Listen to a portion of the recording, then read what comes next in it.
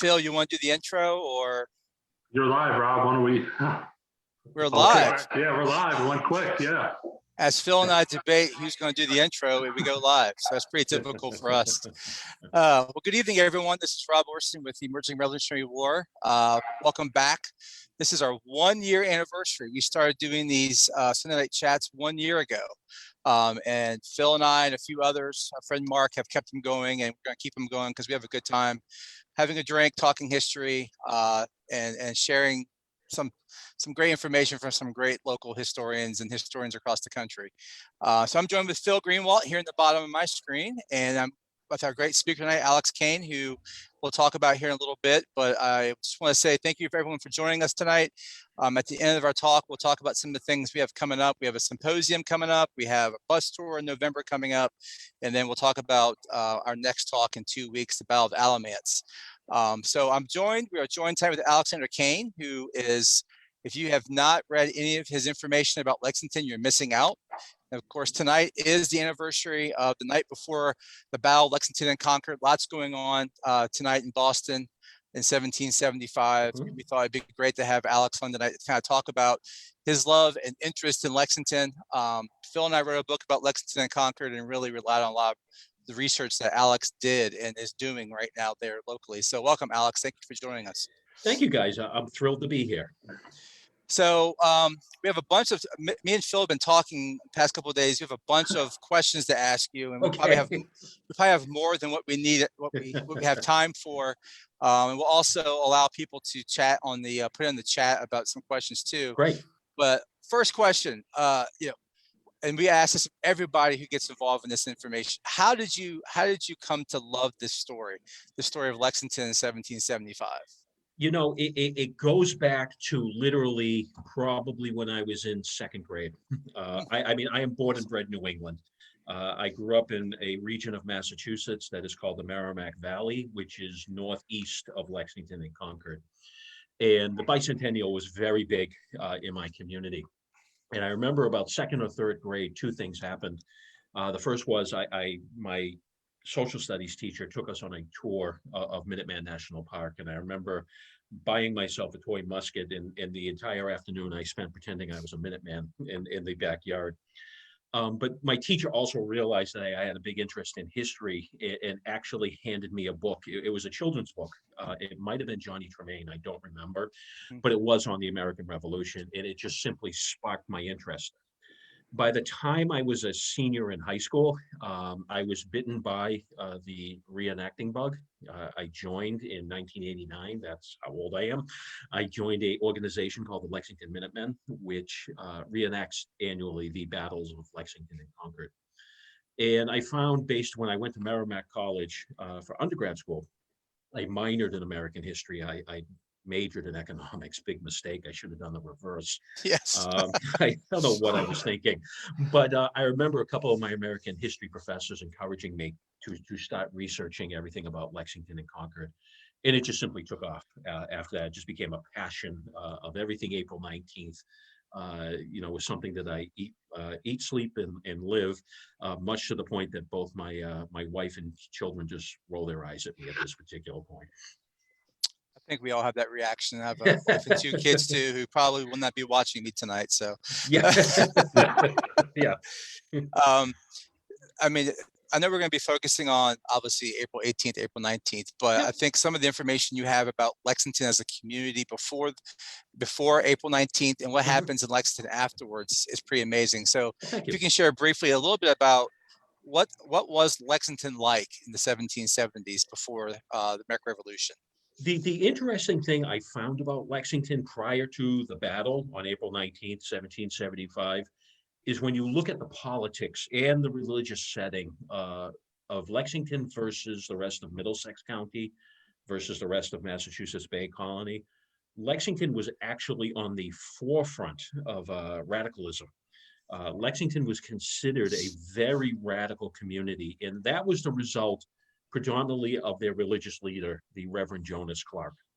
The Reverend Jonas Clark arrived in Lexington in the 1750s, and he almost instantly established himself as the leader of the community. By 1765, initially, Lexington was was horrified at the Stamp Act and the result of British policy.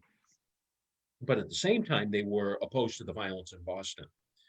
But if you jump about 2 or 3 years later to about 1767, 1768, Lexington has actually pretty much surpassed all the surrounding communities and is actually taking a very radical position where the community is actually advocating that they will defend their rights as English citizens to the point of almost open rebellion. By 1769, Lexington's Reverend Jonas Clark is actually preaching that the town needs to prepare for war with England. So this is taking place very early on. This continues up to 1774, where at this point, the community is leading most of Middlesex County in its opposition to British policy. And this kind of is really unique because Lexington at the time is a poor dairy community. If you visit Lexington today, it's a very wealthy, one of the wealthiest communities in Massachusetts. But back then it was a poor dairy community where the number of cows outnumbered the number of residents in the community. But so they were at the forefront. And when the Massachusetts Provincial Congress, which was sort of this rebellious government that was operating on the eve of the American Revolution in Massachusetts, in October, at the end of October of 1774, they're now advising the towns, hey, you might want to start preparing for war with England. You might want to create a Minuteman company. You might want to get ready for worst case scenarios. Lexington was already about 6 to 8 weeks ahead. By about the beginning of September, they are already actively preparing for war. They're engaged in drilling operations. They're collecting munitions and checking out their militia company. So this is the mindset that's going on. And as a final note, which I forgot to mention earlier, you had the Boston Tea Party, which took place in December of 1773. Lexington had their own tea burning roughly about 2 to 3 days before the Boston Tea Party. So I would say at this point, Lexington, if it is not on par with Boston's radicalism, is probably slightly ahead at this time. Jump in here and ask a question, Alex. Clark, I recently read a book, I think it was by Nina Sankovich, American Rebels. She took another down. Isn't there a connection between the Clarks and that the Braintree, the Quincy, the Adams, or am I combining families? You're not. There was a connection between Clark's predecessor, who is the Reverend Hancock. Okay. The Reverend Hancock was cousins with the Reverend, with John Hancock. So you had the Reverend Hancock, who was cousins with John Hancock, the famous Patriot leader. Now, that said, the Reverend Hancock was considered not just a leader of Lexington. A lot of the neighboring communities, as well as Boston, looked to him for guidance. So there were times when Clark would be brought into Boston to give sermons on political issues. He was brought to Lincoln, he was brought to Concord, he was brought as far north as Andover and Newburyport. And so when on the night before the Battle of Lexington and Concord, whenever the Massachusetts Provincial Congress would meet in Concord, often John Hancock would stay at the Clark Parsonage. Now, the Clark Parsonage was at one point the Reverend Hancock's home. So it's a natural place for him. So you sort of have this strong, I'm not going to call it familial relationship, but there's definitely a familiarity between the Hancocks of both Boston as well as the Hancocks and Clarks of Lexington. It's always interested me. I worked a few years at George Washington's birthplace, and I always say, like, what's that one moment that they go from being colonists to revolutionaries? And yes, you always find, yeah, what's that? And when we were writing the book, it was, okay, what was that one moment where they decided, and as you said, they radicalized, Lexington within a short period of time, but is there that one moment that, is it the Stamp Act? What is that? You said that few years, I think it was, in between. It's interesting because I saw, when does the bell ring that it becomes unrung, that they hit that level of radicalism? I think it was the Townsend Acts at that point. I think they saw there was this growing belief within Massachusetts, as well as the other colonies, that England, through its economic policies, was trying to enslave the colonists, that they were hoping to provoke a war through the Stamp Act, through the Townsend Act, the Intolerable Acts, etc. I think it was somewhere around the Townsend Act that there was the final straw, where they felt that they were successful in the Stamp Act. In less than 3 years later, here's the British government once again trying to do the same thing. And that sort of pushed Lexington over the line. And it was sort of at that point, it was a point of no return.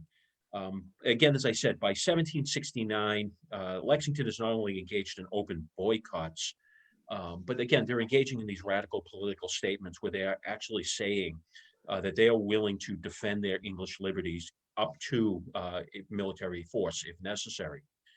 And it continues after Lexington and Concord. Of course, Lexington was just simply throwing gasoline on the fire at that point.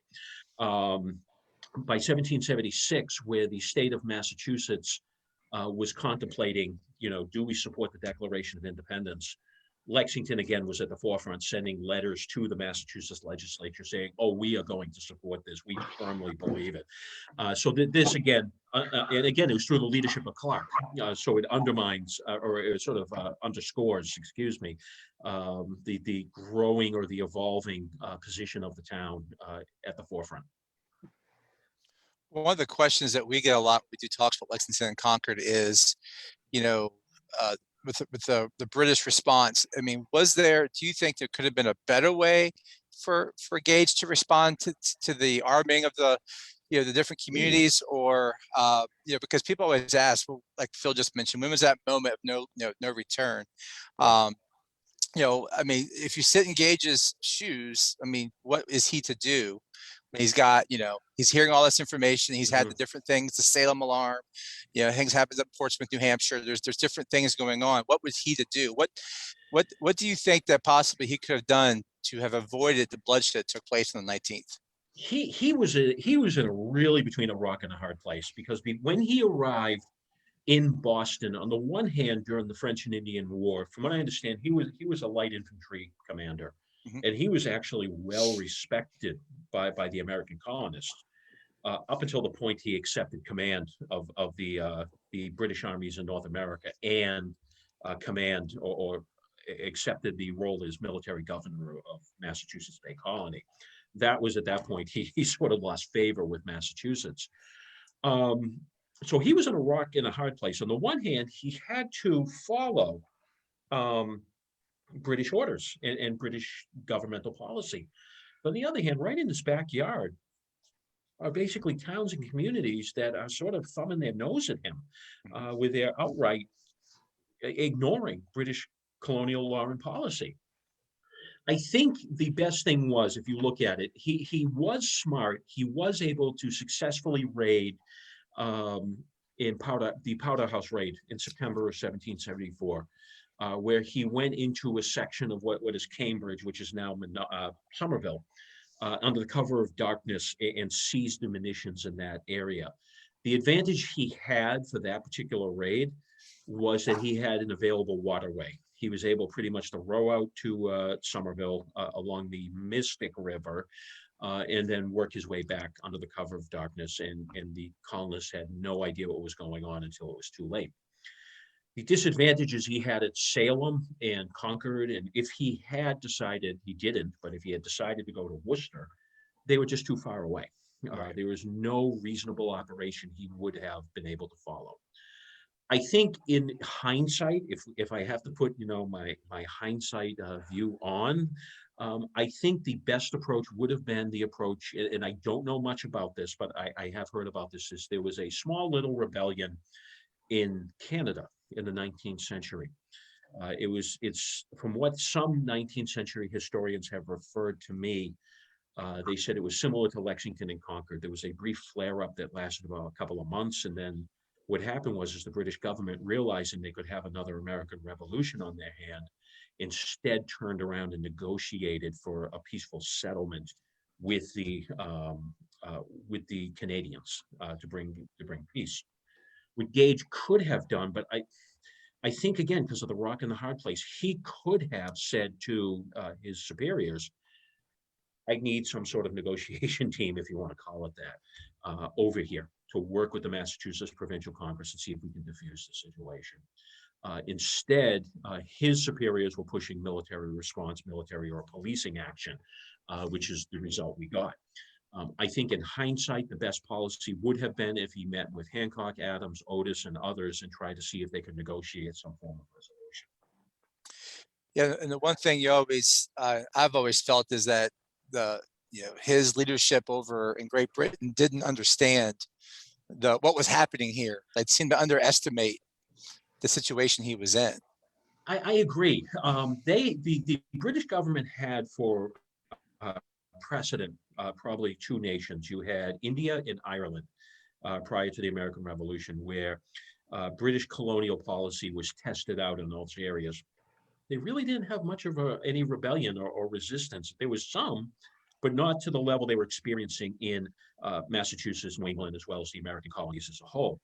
So as a result, I think the Parliament, as well as King George's ministerial council, were completely caught off guard and under-informed about the gravity of the situation in the American colonies.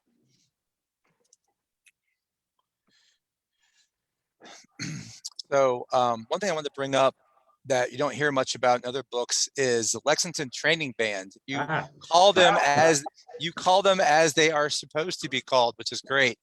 Yeah. So if you could talk a little bit about the Lexington Militia, the training band, the makeup of this group, the men that are serving in these units, where are they from? What's their social makeup? I know it's a big loaded question, but do your best. Absolutely. This is one of my favorite questions. And it goes back to when I first became a Revolutionary War reenactor back in 1989, 1990. There was a member of my organization, a retired police officer named Mark Boria. And Mark turned to me one day, we were at some small ceremonial event, and he turned to me and said, there's no such thing as the Lexington Minutemen. And I was like, what are you talking about? The famous Lexington Minutemen is still in the green across the street from us.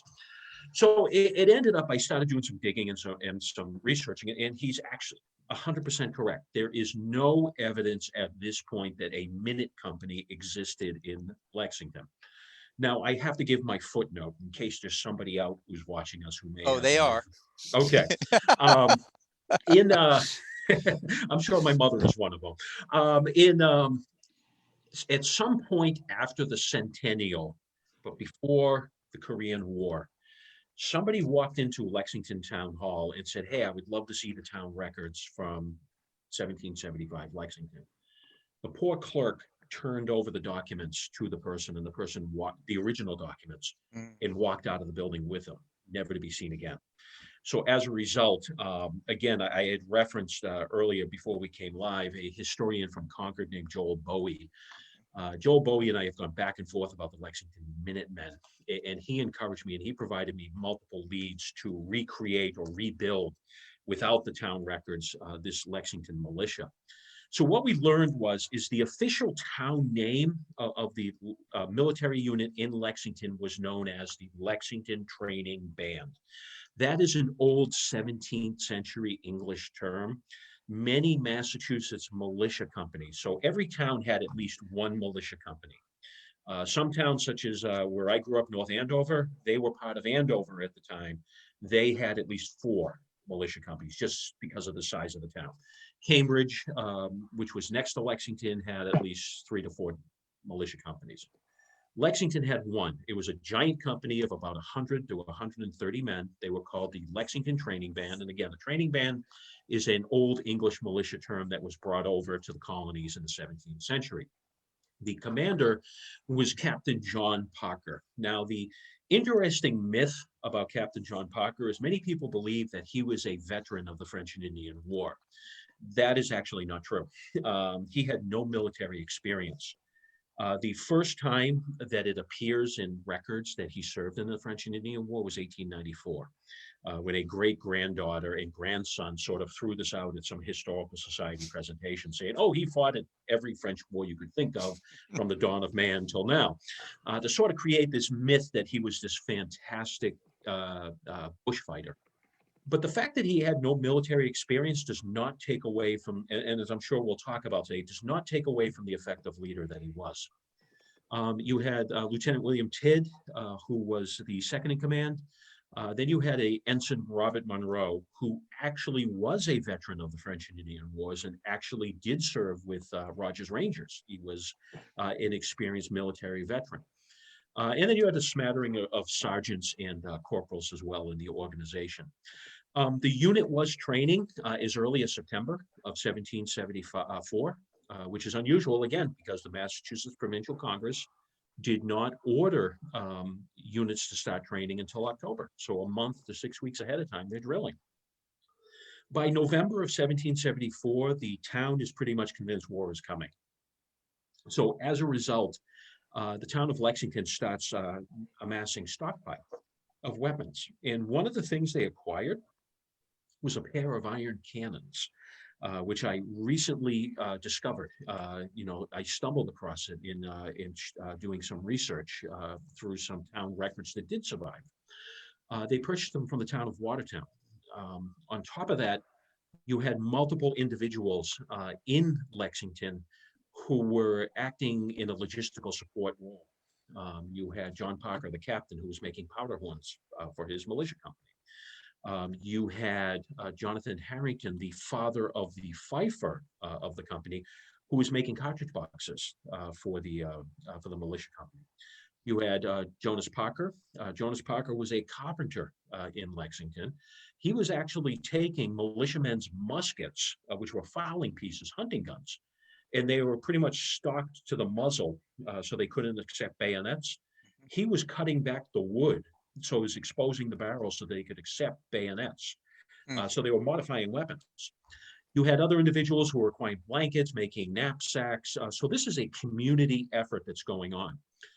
The militia company, according to an affidavit from Lieutenant William Tidd, indicated that the company was drilling frequently. It appears from what I was able to take a look, they are drilling at least 2 to 4 times a week in Lexington. If they're not drilling on the town green, they're going over to a platoon commander's house where they would drill throughout the evening. So this is a unit that, even though it's very, very large, it is well-trained. Now, the makeup, it was predominantly white. There was between 1 and 5 enslaved people. I take that back, 1 to 4 enslaved people and 1 freeman that were part of the militia company. The most famous is Prince Esterbrook because he was wounded at the Battle of Lexington. But you had other individuals, Jupiter Tree, there was Silas Purdue, there's other enslaved or free men who were part of the company. The range of age ranges from militiamen who are about 15, 16 years old up until militiamen who are 50s and 60s years of age as well. There are hints that the town was but again, because the documents are missing, there are hints that the company was trying to create a Minuteman company. They were trying to acquire bayonets for as many of the militiamen, which bayonets would have been the first piece of weapon that would have gone to Minutemen prior to Lexington and Concord. So the town is trying to acquire bayonets. They have the cannons. And so I would say the myth that this was a poorly trained and poorly equipped militia company prior to the Battle of Lexington is just that, it's a myth. This is a company that at least 2 British officers at the Battle of Lexington said when they stepped on the green, they saw a militia company that was in formal military order, possibly divided by platoons, which again shows that they were drilling hard. And then secondly, said they were fully armed and equipped, which means they had bayonets or some other edged weapon, muskets, knapsacks, blankets, canteens, cartridge boxes, the full military accoutrements. Right.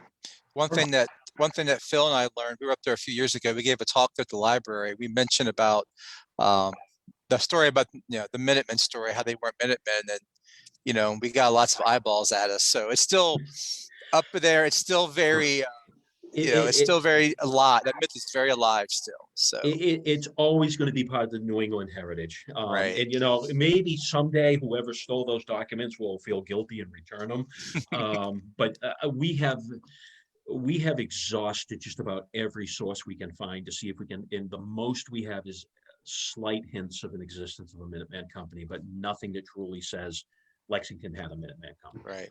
Right. So got a few questions here for you. One actually came in off the chat. It says, Yeah. Was this community effort thing common for militias in the U.S. or was it unique? That is an awesome question, and the answer is absolutely.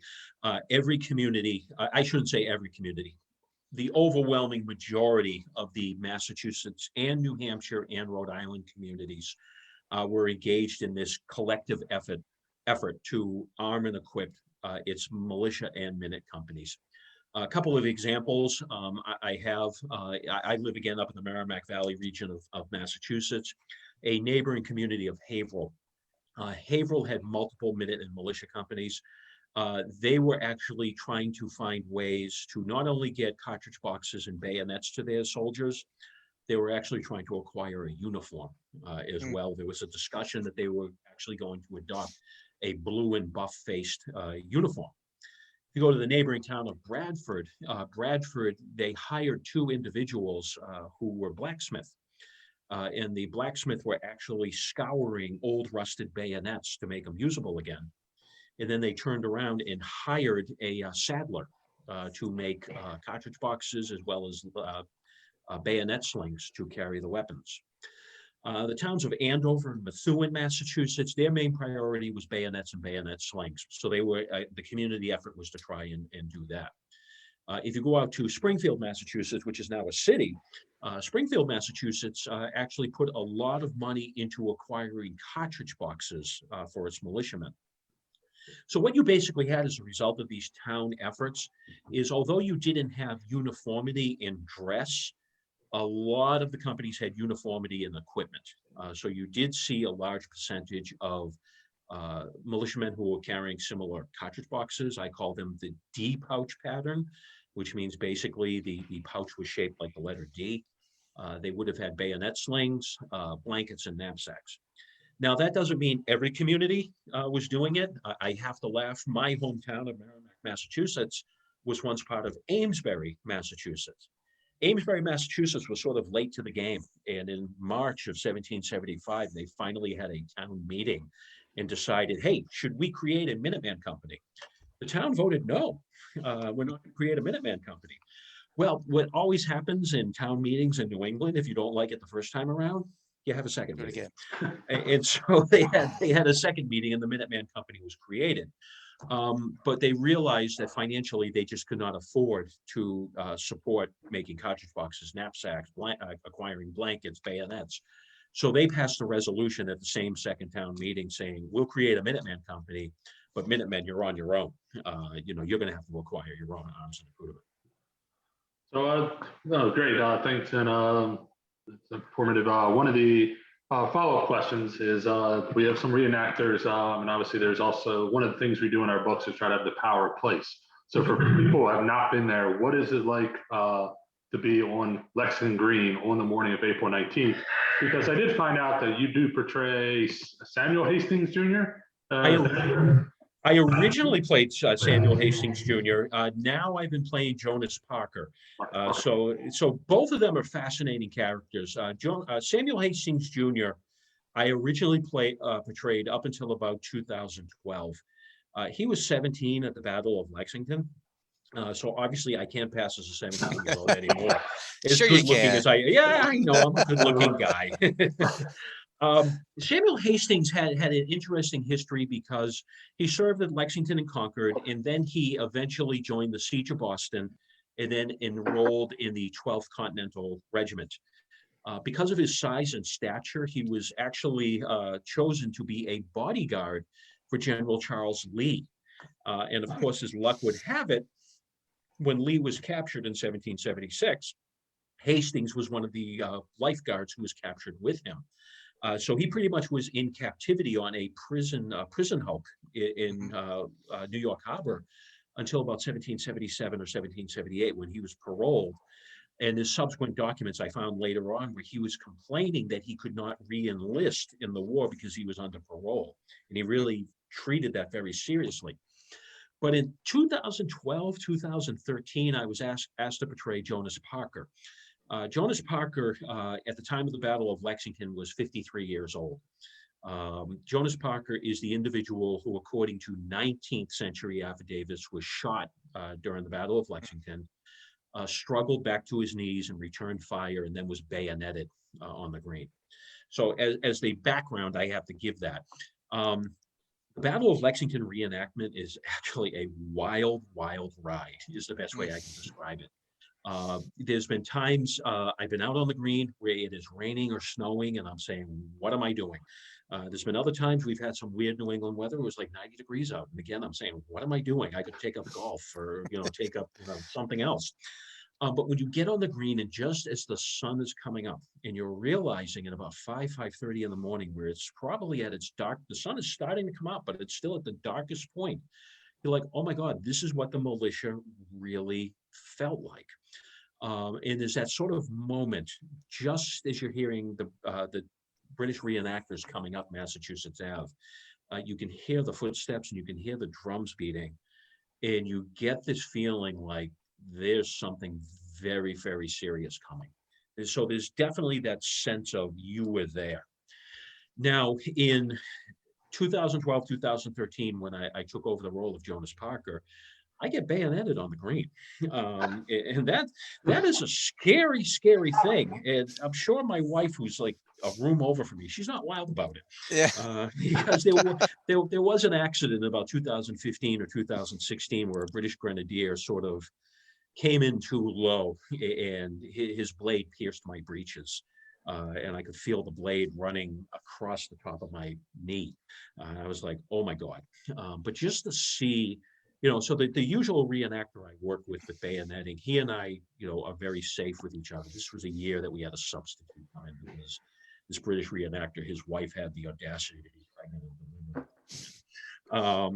But we do rehearse a couple of times during the year. But at that moment when I'm on, kneeling on the ground, portraying Jonas Parker, returning fire, and I'm seeing a British soldier coming at me with bayonet leveling, it's a horrifying thought, that think what maybe Parker was thinking at that time, going, this is it. I'm losing my life on the green in support of the common cause, which was what Lexington was commonly pushing to its community, that, you need to be ready to sacrifice your life so that your wife and children or your families can continue on with the life we're accustomed to. And the thing that often runs in my mind also about Jonas Parker, again, he was 53 years old. Many people think that he was elderly. I know in the movie April Morning, which was, I think, a 1987, 88 movie, they portrayed Jonas Parker as about 70 or 80 years old.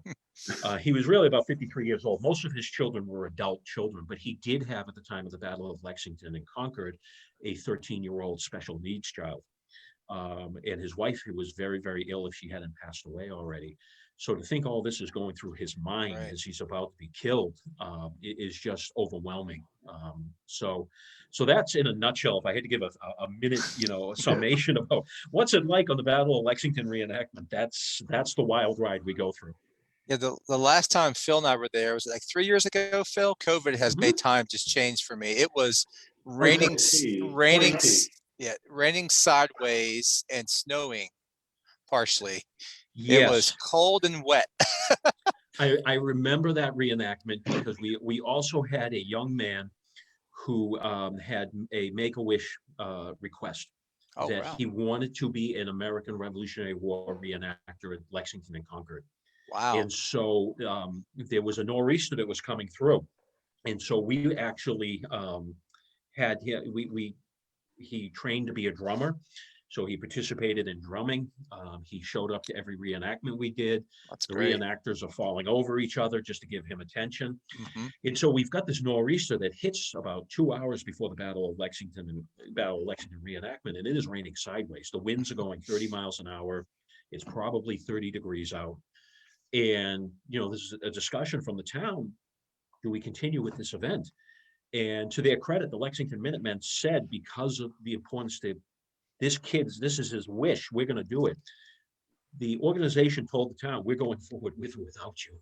You can arrest us if you want, but we're going to get this kid his wish. And I remember being bayoneted and laying down in the mud, and it's raining. I'm soaked straight through. I'm cold. I was like, something, for this kid to, get his wish, I'll do it 3 times over again. It was amazing. So we were probably across the field from each other at that event. Huh, yeah, I did obviously know the backstory of that. That's amazing. Phil and I were amazed that you all still did it, but it was pretty Yeah. cool. Yeah. Um, so just kind of give everyone a kind of a quick background. So if you could take us through the events of the late April 18th and the April 19th there in Lexington, with the militia being called out, and then Sure. the whole Buckman Tavern story. Everyone loves talking about drinking at the tavern and going back out later on. Absolutely. You can kind of just give us a quick run through for those who haven't heard the details of what's going on in Lexington on the evening of April 18th into the early morning of the 19th. Absolutely. So as an initial promotion, I'm going to encourage your followers, if they're not following my tour company, Untapped History, on Facebook, please do so immediately, because throughout the next couple of days, we are actually doing real-time postings throughout the entire Patriots Day, April 18th, April 19th days. So right around this point now, if we had to go 246 years ago, right now at 7:36 Eastern time, we have Solomon Brown, who is a Lexington resident. He was riding on horseback up the Bay Road, which is the road to Boston. And he is somewhere in either Cambridge or Menotomy, which is a section of Cambridge, modern day Arlington. And he suddenly sees about 8 or 9 British officers ahead of him. Now, he thinks it's a little unusual because the weather's pretty nice, yet they're wearing heavy blue overcoats, which are sort of winter gear. He eventually, they're sort of moving at a very slow pace, so he sort of catches up to them. And as he happens to look over at them, depending upon the account you read, one account says a sudden gust of wind comes along and blows one of the officers' coats open, and he sees a brace of pistols. Another account says that he can see the shape of pistols underneath the coat, but regardless, he is absolutely he's kind of scared at what he saw. As soon as he passes the officers, he breaks into a gallop and immediately rides to Monroe Tavern, which is in Lexington, and sees Sergeant William Monroe. Sergeant William Monroe is the orderly sergeant. He's probably about 4th or 5th in command of the company. And Brown reports to Sergeant Monroe, "This is what I just saw down the road." Now, they're a little concerned because whenever the Massachusetts Provincial Congress would meet in Concord, John Hancock and Samuel Adams would stay in Lexington, usually with the Reverend Jonas Parker, again, because of that familial relationship we talked about. Now, on this particular night, both Hancock and Adams are in Lexington, and there is a concern that these British officers are out to arrest the pair. So as a result, Sergeant William Monroe dispatches a detail of guard to the Hancock Clark House to protect these two politicians. About 9 o'clock, 8 o'clock, 9 o'clock at night, the British officers sort of saunter through Lexington, and they continue heading westward. This is sending all sorts of triggers throughout the entire community. This is really unusual for this to be taking place at night. So as a result, Captain Parker consults with the town leaders and decides to mobilize the town militia. By about 11 o'clock at night, most of the militia is currently occupying Buckman Tavern, which is across from the Lexington Green. Buckman Tavern, of course, let's just put it, it's an 18th century tavern / bar / hotel. Taverns purposes in the 18th century, they were places of gathering. They were places to get your news. They were also a place to get a drink. So were the Lexington militia drinking that evening? That is an excellent question. I go back to my business partner with my tour company. We discuss the drinking habits of colonial Americans. Today, the three of us would probably drink about maybe, of course, we're all getting our drinks right now as we're talking. I thought it was appropriate. Yeah, it's perfect timing. Modern day Americans would drink about maybe 1 gallon to 2 gallons of pure alcohol per year. Okay. Back in the 1770s through the 1790s, your average colonial American would be drinking roughly about 5 to 6 gallons. The belief was water back then was considered poison. And they look at the Thames River, they look at English treatment of the riverways and waterways as the basis. So as a result, alcohol was the choice of drink. Normally hard cider, rum, whiskey was starting to come about a bit. You also had bourbon that was being imported in. So it's not outside the realm of possibility that the Lexington militia was consuming alcohol that evening. Were they considered absolutely blotto drunk? I'd like to think not. I hope not, given the seriousness of it. But at the same time, we should recognize, yes, they were consuming alcohol that night. So with the people who were in the tavern, eventually an unidentified militiaman turns to, once again, Solomon Brown and a couple of other teenagers in the Lexington militia and basically says, hey, guys, why don't you go do a road trip? Get a couple of horses. Why don't you go find out what's going on with these British officers and follow them? Of course, the three teenagers were like, once again, road trip, let's go. And they jump on horseback and they try to shadow the British officers. Of course, the British officers were trained well enough that they were able to sort of put out flankers. They were able to take advantage of shadows. Brown and his two other companions were caught very quickly and captured. By 11 o'clock at night, around 11:30 at night, Paul Revere arrives in Lexington. Now, of course, his famous ride. His job is to first notify Hancock and Adams that, hey, there's a British operation that just left Boston and they are on their way towards Concord. About an hour later, William Dawes arrives. The interesting thing, which surprisingly, shame on me, I didn't know until this year, Dawes actually left before Revere. He took an overland route and sort of took the scenic way to get towards Lexington, where Revere took a more direct route. Dawes confirmed what Revere had indicated. There was some debate when the two alarm riders arrived. Who is the object of this British expedition force? Is it Hancock and Adams and the Provincial Congress, or is it the military stores in Concord? And there's some great debate that goes back and forth between Hancock, Adams, the Reverend Jonas Clark, John Parker, Revere, and Dawes. And ultimately, the decision is they are marching towards Concord. Hancock and Adams are a secondary target at best. Hancock and Adams at that point decide that eventually they're going to evacuate the town. Revere and Dawes decide that they're going to continue on to Concord to alert Concord and to try and evacuate the stores that are located there. And Captain John Parker mobilizes the Lexington militia. So by midnight, 1 o'clock, the Lexington training band is assembled on the town common, waiting for further orders. Now, but the phenomenon that happens next, and I'll give about a 30-45 second summation of it, is a panic sets in the town. Because keep in mind, for years, ministers on the pulpit, as well as politicians, are talking about how evil the British Army is, and now they're marching directly towards Lexington. The women and children and some of the men begin to panic, and as a result, they start to evacuate the town. There are accounts of people who are carrying pregnant women on mattresses for a mile or two to get them out of potential combat scenarios. Anna Monroe, who is the wife of Sergeant William Monroe, is breaking down crying as she makes bread for her husband for the campaign she expects he's going to leave on. And she's crying. She's like, I'm never going to see my husband again. There are mothers who are trying to gather multiple toddlers together to try and get them to safety. And then you have this militia company that's assembled on the green going, we're ready for war now. Mm-hmm. And so this is everything that is taking place within Lexington. Of course, as soon as Revere and Dawes arrive, they're captured within about a half hour after they left the common. And of course, they're with Solomon Brown and the Lexington Riders as well. Yeah, it's pretty amazing because everyone knows the general story of what happens on the green that morning, but the details that you just talked about isn't really known, right? Like the fact that all this is going on before the regulars even arrive in town. It's pretty amazing. Yeah, I refer to it as a civilian evacuation of 1775. And it came about as a result of Jim Hollister, who's the head interpretive ranger at Minutemen National Park. He and I started talking in 2016 about what were some of the other aspects besides the battle that we should know about.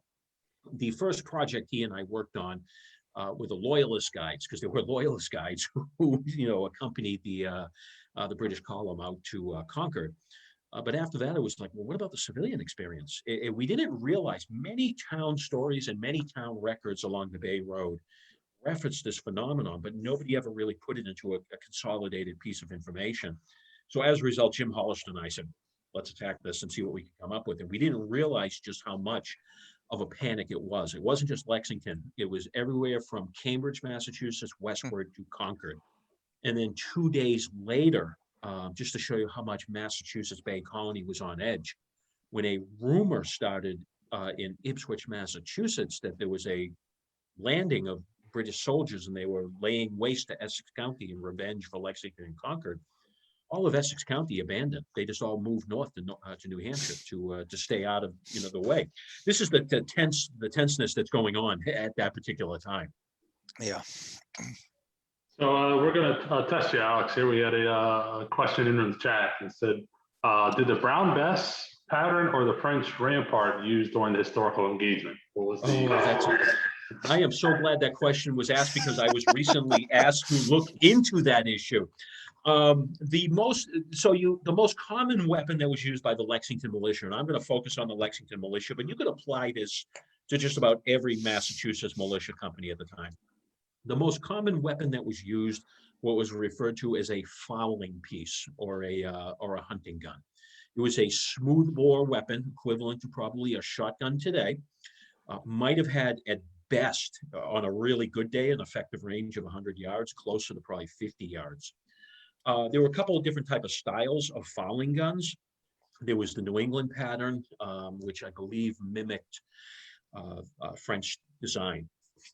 There was Dutch pattern fowling pieces. There was also what was referred to as the Hudson Valley type styles. These were all guns that were actually made in the New England area, and they were available commercially. So as a result, at some point in a militiaman's life, he would have purchased this gun, or the town would have purchased it on his behalf.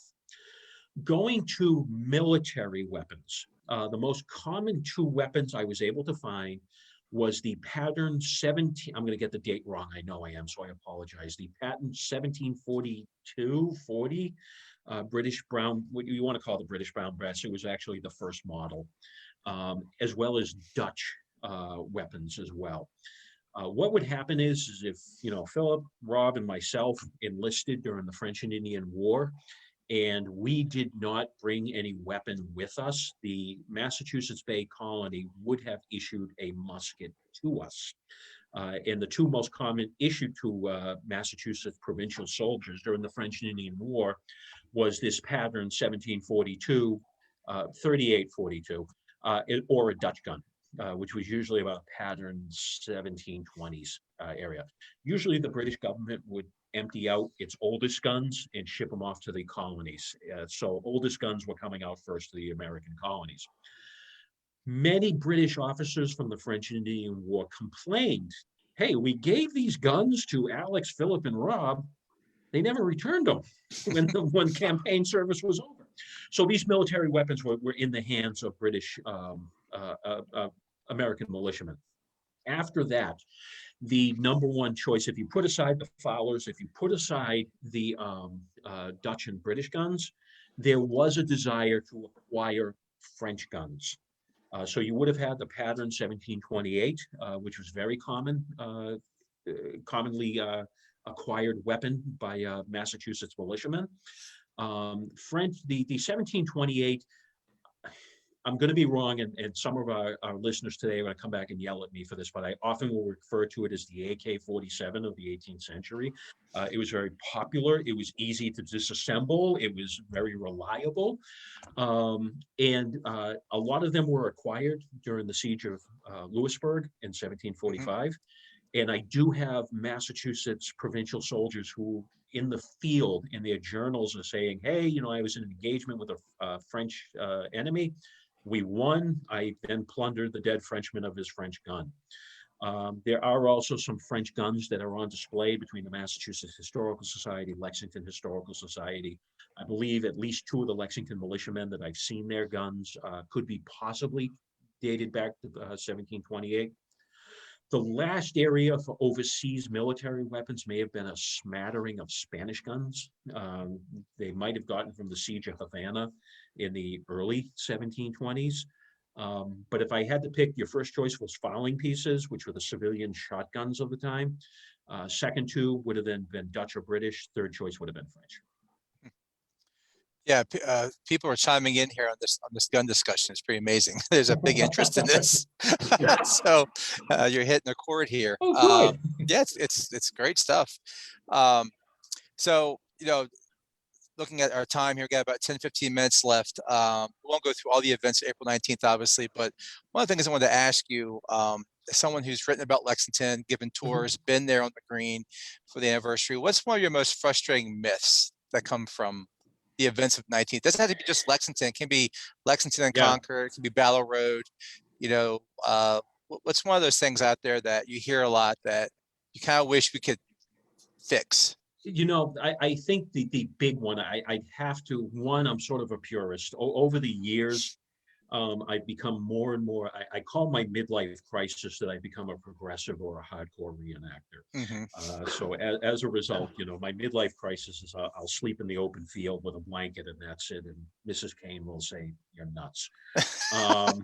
But the two myths I've seen, one is the clothing, that there was this big perception in the 19th century that everyone went out in their shirt sleeves with just a musket and a horn and Right. nothing else. And it's like, how'd they even load the guns? Where are they keeping everything? But the bigger one was the military organization. There is still this ongoing perception that Minutemen were these individualists who just simply grabbed their gun, left the plow behind and just ran into the battle. And it was every man for himself. And that actually was not the case. As I indicated earlier, Minute and militia companies were organized on a town level. Okay, so you had your militia company. Minuteman companies sprung forth from the militia companies in 1774, 1775.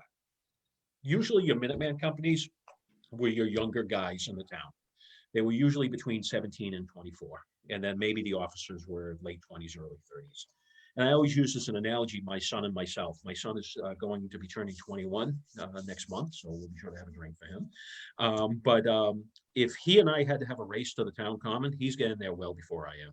Okay, I'm going to be stopping at least 3 times to vomit or catch my breath. So there was, when the town militia companies were organized, there was a legitimate organization. But on top of that, there was actually a regimental organization as well on the county level. So as a result, you would have, let's take Lexington. Lexington was part of the 1st Middlesex Regiment, which means that there was a regimental commander, Thomas Gardner. And under his command, he had militia companies from Lexington, Minutemen, Cambridge, Charlestown, etc. Up where I live in Essex County, the militia companies were part of the 4th Essex Regiment of Foot, where you had the Andovers, you had Bradford, Haverhill, Salisbury, Amesbury. They also had a Minute Battalion, which was all the Minuteman companies from the town. So this belief that the towns, it was just this individualistic approach was not correct. The companies were all organized on the town and county level. And on top of that, they were not poorly armed and equipped. They were well trained. A perfect example, which I was really excited to find, was the Minuteman Battalion of Essex County, my area, the Merrimack Valley region, which was under the command of Colonel James Fry. I kept on getting this reference to a guy named George Marsden, who was training the Minuteman companies in Andover, Bradford, Haverhill. I was like, who the heck is this guy? Is he a French and Indian War veteran? Is he a guy who just likes studying drills? Turns out he was a British deserter. He deserted, I forget the regiment off the top of my head, but he deserted in 1774. Ended up in the Merrimack Valley region of Massachusetts. And in exchange for them protecting him, he had this little business where he was training all the Minuteman companies in the area. And so, when people think that these Minuteman companies were not organized and trained, they were just individuals going out there, that's not the case. They were well supplied within reason. I mean, not everyone had bayonets and there was still some ammunition shortage, but they were well supplied. They were fairly well trained. They were organized on the company level. They were organized on the regimental level. And when they hit the British column, it wasn't simply jumping into the fight. They specifically chose locations along the battle road to hit them ambush style. The perfect example is John Parker and Parker's Revenge. He, as a result of the archaeological study of that site in Minuteman National Park, he chose an ambush site, which was over a small bridge, over a stream. So the entire British column had to constrict itself to cross the bridge. And there in the afternoon of April 19th is the Lexington company looking for revenge for the morning battle. It was a perfect ambush site. It had all the perfect selections for that particular day. So that's the myth, if I would have to say, the takeaway is the Minutemen and militia of April 19th were far more trained and organized than many people think. Great. Thanks for tackling the myth. Well, you actually, it's a good segue because you talked about that April 19th, obviously the Captain Parker's company looking for revenge. You talked earlier about a civilian exodus or evacuation. So what happens after the morning in Lexington? I mean, later that night, April, I mean, we know they come back through the fighting at Minutemen, Arlington, but what about Lexington post morning, April 19th? This is a testament to John Parker's ability as a military leader. And this is why I really feel strongly about the fact that, hey, so what if he was not a veteran of the French and Indian War? John Parker was able to successfully rally a defeated troop. The Lexington militia is the only defeated unit of the day. They were swept from the field. They had the highest casualty rates of the day. You had 8 killed, 10 wounded, just completely driven from the field. And now they've realized that British are going to be coming back through their town. Parker and the men of Lexington could have taken the easy route and simply said, you know something, we're done for the day. We're going to go, hide somewhere. We're going to wait till everything passes. To his credit, John Parker inspires his troops to say, we are going to re-enter the combat and we're going to get back and we're going to attack and get some revenge for what happened this morning. And so what happens is some point around 11 o'clock in the morning, after they have buried their dead, now they have buried their dead in a makeshift grave covered by brush, because they're convinced the British are going to defile the grave on the way back. He convinces them that we're going to re-enter the fight. And so the militia company is now about full capacity. There's about 100 plus men, fully armed and equipped, and they march into battle. The town legend is they marched off to an old Jacobite rebellion song, the White Cockade, but they marched to a site called Parker's Revenge, which is near Pine Hill along the Lexington-Lincoln line.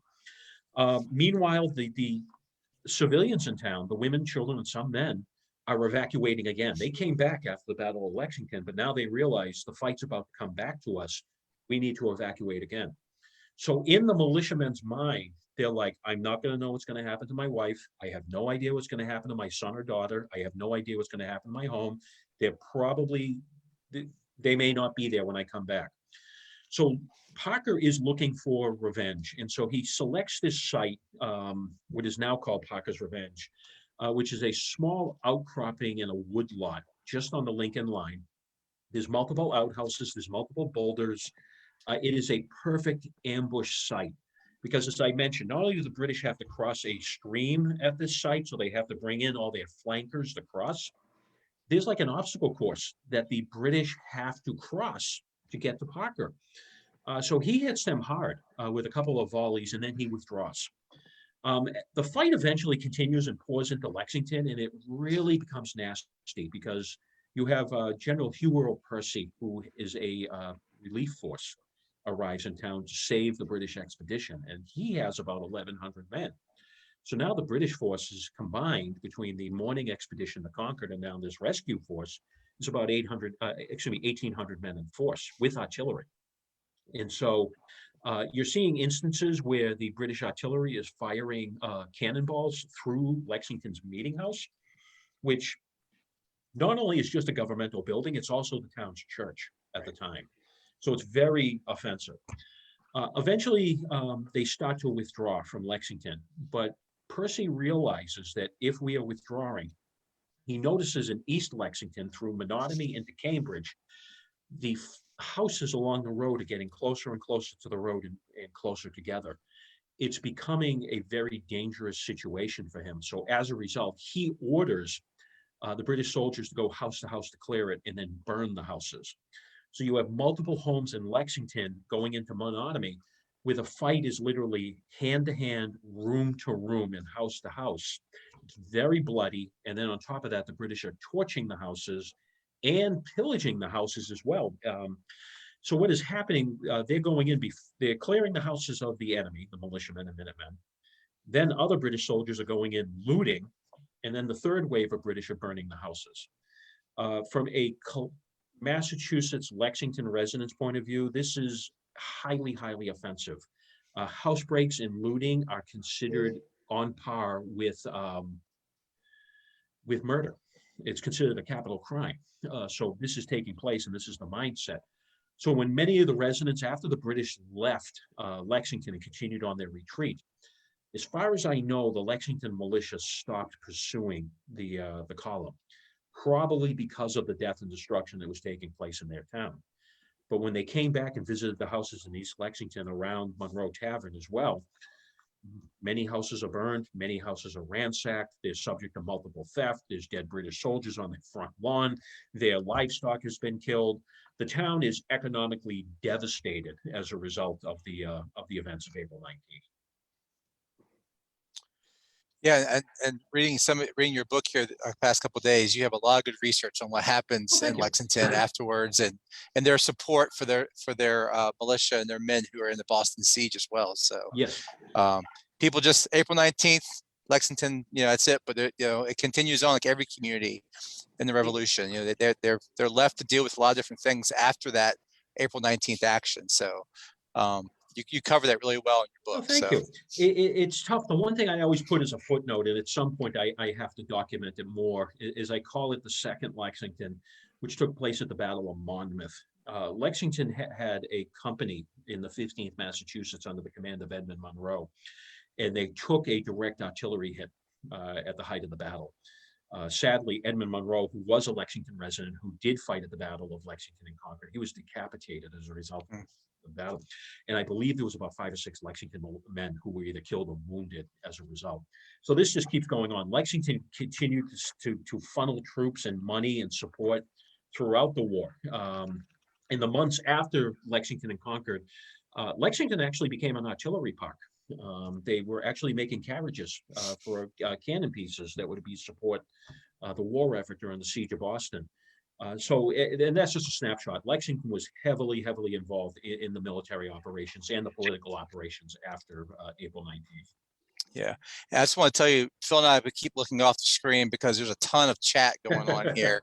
So people are really, really interested. I wish we had more time, but people are really interested in this. And to that end, if you could talk for a little bit about your blog and Untapped History, so people know we have been sharing Alex's in time post on our Facebook page, but please go check out his page because you have information all year long on this stuff. So if you can kind of share a little bit about your blog and your website and your tour company.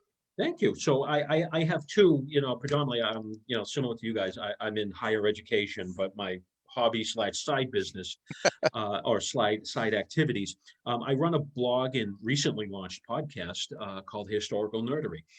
Historical Nerdery, you can find it at historicalnerdery.com. It focuses on Lexington and Concord as well as Revolutionary War New England. Most of my postings tend to focus on the events around April 19th, 1775 and the siege of Boston. Although I do have a secondary interest in the Loyalist experience during the American Revolution, so I will often post about the Loyalist experience.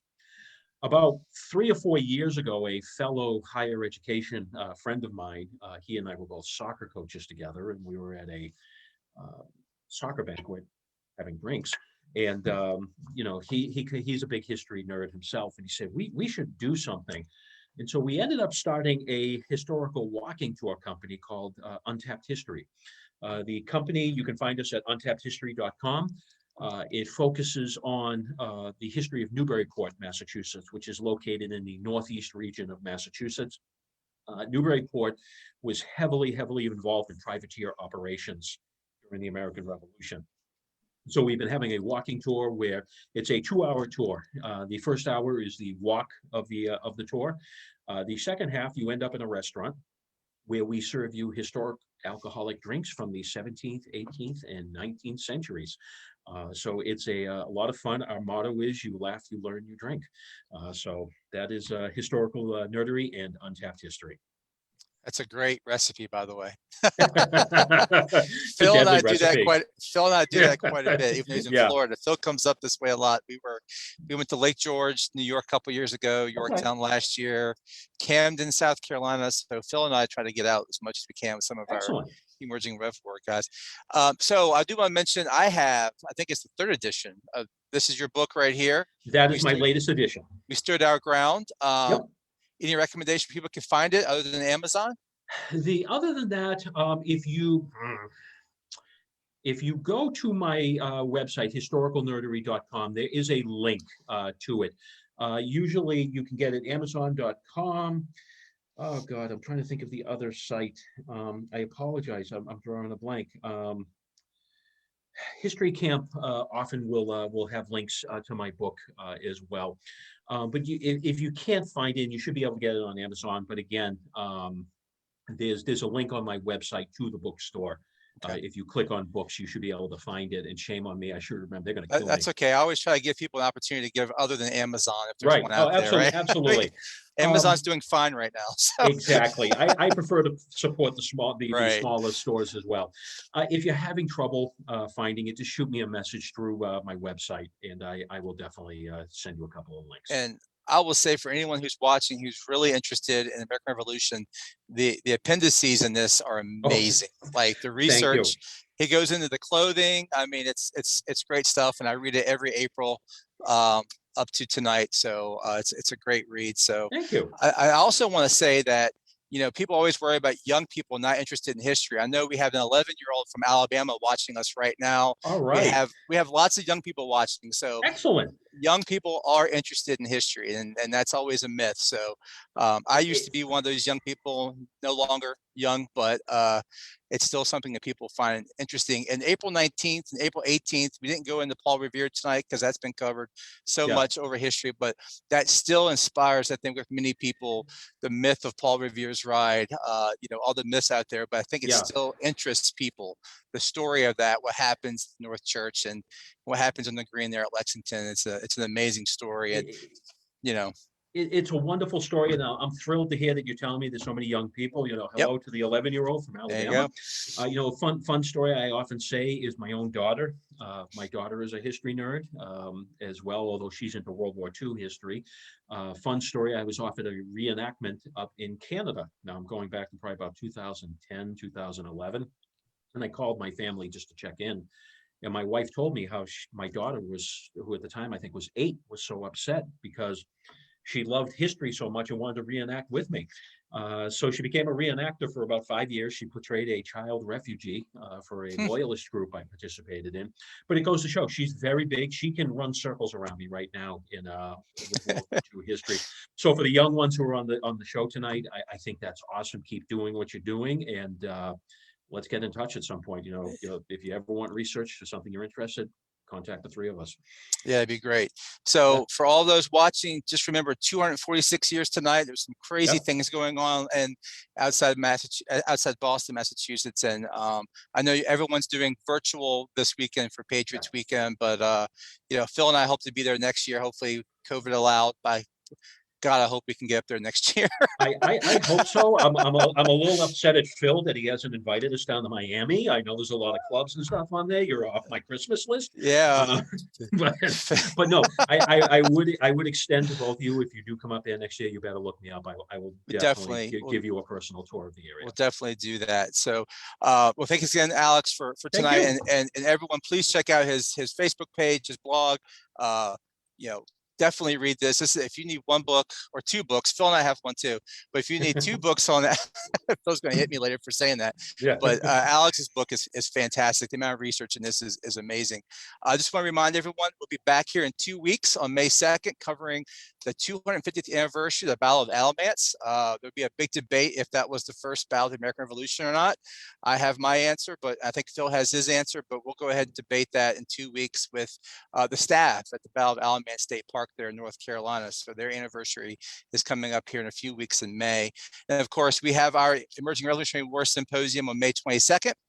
And we have a bus tour, Trenton and Princeton, November 12th through 14th. Hopefully we can get on the bus with people and tour the actions of